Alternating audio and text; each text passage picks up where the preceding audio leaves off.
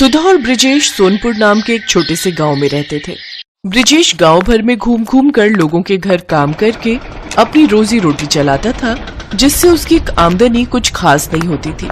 लेकिन अब पिछले कई दिनों से ब्रिजेश को कभी कभार ही काम मिल पाता था, जिससे उनके घर पैसों की और भी तंगी होने लगी।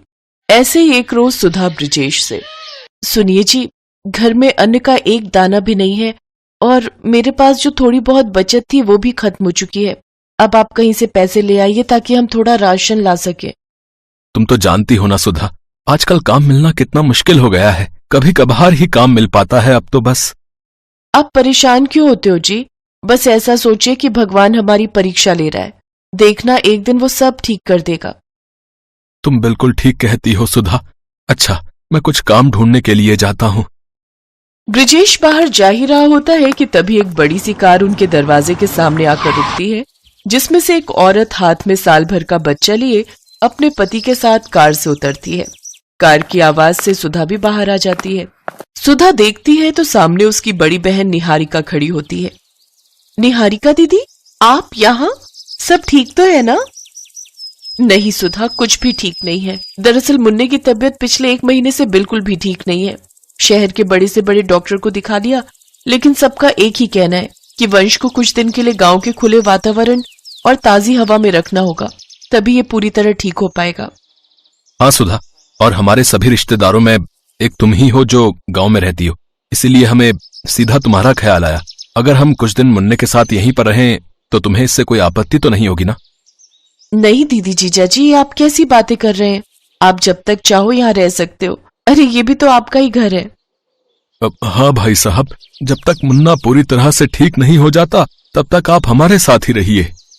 देखिए, मैंने आपसे कहा था ना, सुधा और ब्रिजेश को हमारे आने से कोई परेशानी नहीं होगी। आप तो खामखा ही परेशान हो रहे थे। सुधा उन्हें घर के अंदर ले जाती है, फिर पड़ोस में से चीनी और थोड़ा दूध मांग कर लाती है और उनके लिए चाय बनाती है। फिर ब्रिजेश से गांव के जमींदार से कुछ पैसे उधार लेकर राशन लाने के लिए कहती है। ब्रिजेश ज्यादा ब्याज पर जमींदार से कुछ पैसे उधार ले आता है, फिर उनसे राशन ले आता है। सुधा सबके लिए खाना बनाती है, फिर अपनी दीदी और जीजा को पेट भर खाने के लिए देती है, जबकि खुद दोनों पति पत्नी आधा पेट ही खाते हैं ताकि राशन ज्यादा दिन तक चल सके। फिर आधी रात होते ही मुन्ना जोर जोर से रोने लगता है। चुप हो जा मुन्ना, चुप हो जा, चुप हो जा, चुप हो जा। ओफो निहारिका, क्या हुआ? मुन्ना इतना रो क्यों रहा है? लगता है इसे दूध पीना है। वो क्या है ना, इसे दूध पीकर सोने की आदत है। अब हाँ, बच्चों के लिए दूध तो बहुत जरूरी है। अब सुधा, तुम्हें ध्यान रखना चाहिए था ना। अरे इसमें सुधा की कोई गलती नहीं है, मुझे लगा था कि इसका पेट भर गया है। खैर सुधा, जरा मुन्ना के लिए दूध ले आना। लेकिन दूध तो घर में नहीं है दीदी, शाम को चाय बनाई थी उसी में खत्म हो गया था। कोई बात नहीं, मैं इसे लोरी गाकर ही सुला देती हूँ। नहीं नहीं, मुन्ना भूखा नहीं सोएगा, मैं अभी दुकान से लेकर आता हूँ। ब्रिजेश जल्दी से बाहर जाता है और दूध लाकर सुधा को देता है, जिसके बाद सुधा वो दूध गर्म करके मुन्ना को पीने को देती है। ऐसे ही एक रोज तेज बारिश हो रही होती है, जिसे देख आयुष कहता है, वाह, आज तो गर्मा गर्म चिकन बिरयानी खाने का जी कर रहा है। अभी मैं शहर में होता तो अपने कुक को कहता वो जल्दी से बनाकर ले आता। जीजा जी, आप परेशान मत होइए, आपका कुक तो नहीं लेकिन ये साली है ना, मैं बना देती हूँ। सुधा रसोई में जाती है तो वहां तेल और मसाले नहीं होते। फिर वो ब्रिजेश से कहती है। ब्रिजेश जमींदार से कुछ पैसे और उधार ले आता है और जल्दी से चिकन और सामान लेकर घर आता है। फिर सुधा चिकन बिरयानी बनाकर सबको खाने के लिए देती है। 3 दिन बाद वो जमींदार उनके घर पहुंच जाता है। क्यों रे ब्रिजेश, पैसे लेने तो तू हर हफ्ते आ जाता है, लेकिन लौटाने के नाम पर तेरी शक्ल नहीं दिखती है? जमींदार साहब, मैंने कहा तो था आपको, आपके पैसे लौटा दूंगा, फिर यूं घर पर आए मेहमानों के सामने तमाशा करने की क्या जरूरत है? अच्छा, अपने मेहमानों को कर्जे पे लिए हुए पैसों से जब तू खाना खिला रहा है, मुर्गियां खिला रहा है, तब तेरी इज्जत कम ना होती? चलो रे, इसका सामान उठाकर बाहर फेंको। तभी आयुष कहता है, ठहरो, कितने पैसे हैं तुम्हारे? 20,000।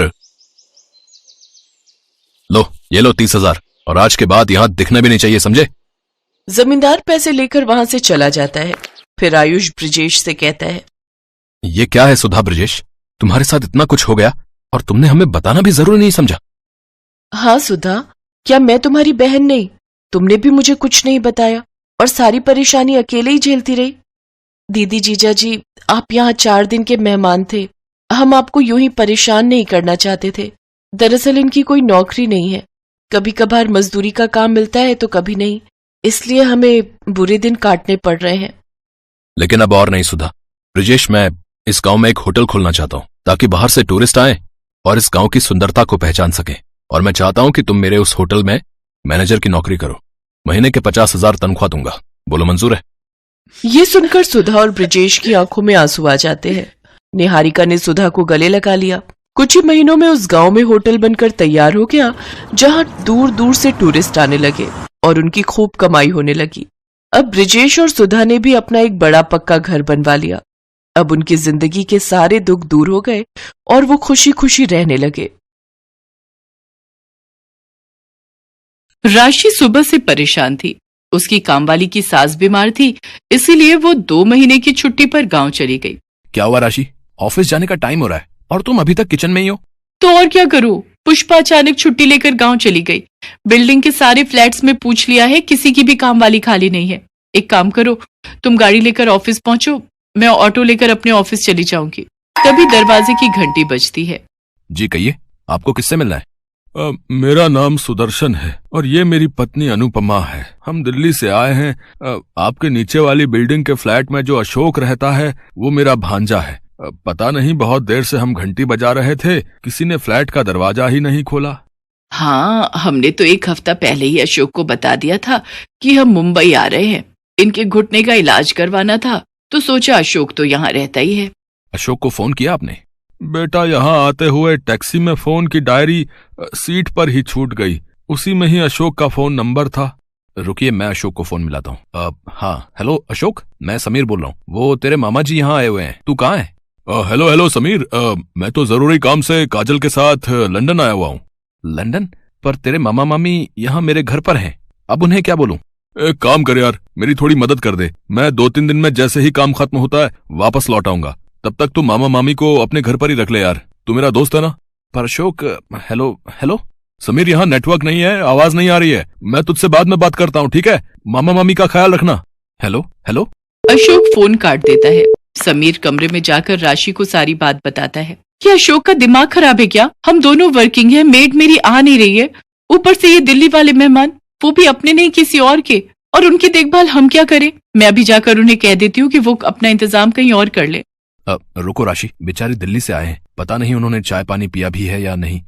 बुजुर्ग हैं, ऐसे उनको एकदम से भेजना अच्छा नहीं रहेगा। इतने बड़े मुंबई शहर में कभी ऊंच नीच हो गई तो अशोक तो हमें ही कहेगा ना। 1-2 दिन देख लेते हैं, अशोक आ ही जाएगा। समीर सुदर्शन और अनुपमा को सारी बात बताता है। शुक्रिया बेटा, जीते रहो। अंकल जी, आंटी जी, मैं ऑफिस जा रही हूँ। आप पीछे से कुछ भी आपको खाना हो फ्रिज में रखा हुआ है, आप ले लीजिएगा। हाँ हाँ बेटी, तुम आराम से अपने काम पर जाओ, हमें जो चाहिए होगा हम ले लेंगे। समीर और राशि अपने अपने ऑफिस चले जाते हैं। शाम को जब राशि ऑफिस से लौटती है तो वो घर की हालत देखकर हैरान रह जाती है। ओह नो, इतनी गंदी स्मेल कहाँ से आ रही है? ये स्मेल नहीं बेटी, ये तो देसी घी की खुशबू है। तुम्हारे फ्रिज में मलाई की बहुत सारी कटोरी रखी थी, तो मैंने सोचा इसका शुद्ध ताजा देसी घी बना लेती हूँ, तुम्हारे काम आएगा।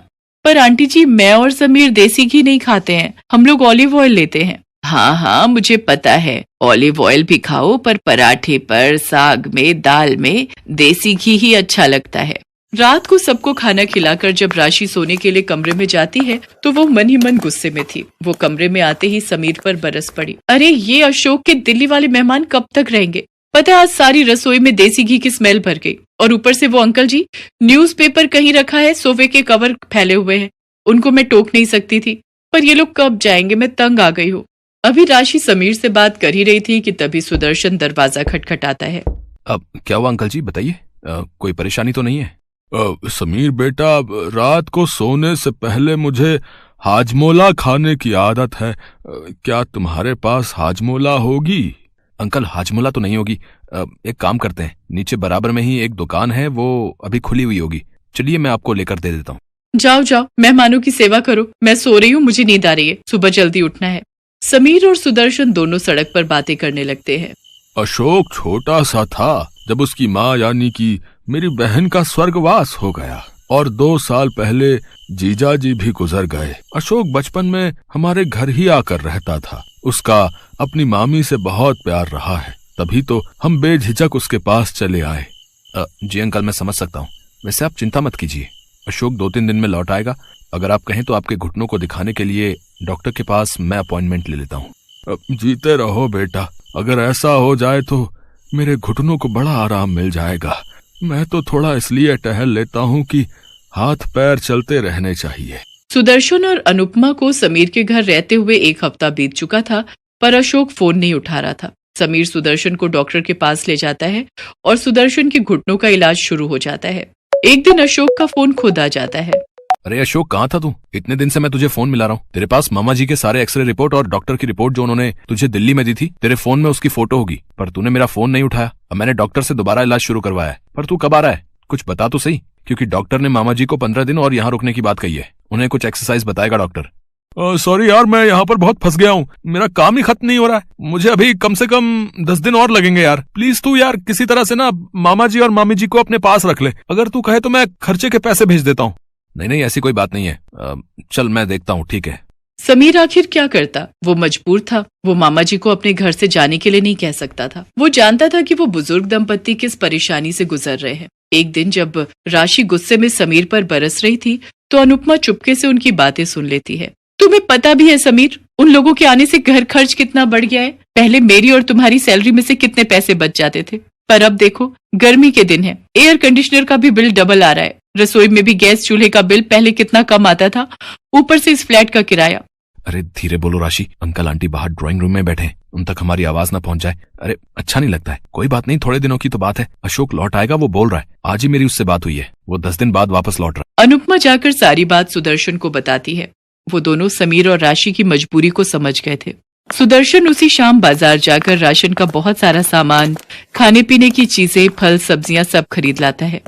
अनुपमा उस रात बढ़िया बढ़िया खाने के व्यंजन बनाती है।